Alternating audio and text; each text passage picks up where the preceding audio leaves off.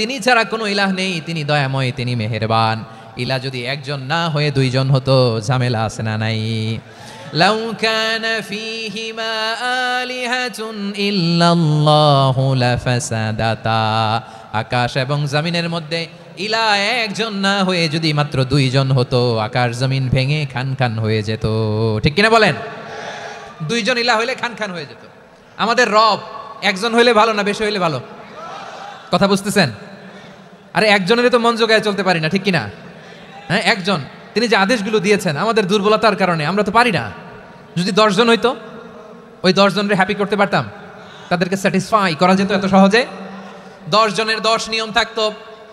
একজন বলতো আমার সেজদা দিবি সকালে, আরেকজন বলবে আমার জন্য নামাজ পড়বি 3 বার, আরেকজন বলবে আমার জন্য যাকাত দিবি এতবার, আরেকজন বলতো আমার জন্য কুরবানি দিবা এতবার। তাহলে আমাদের জন্য কঠিন হয়ে যেত, ঠিক কিনা?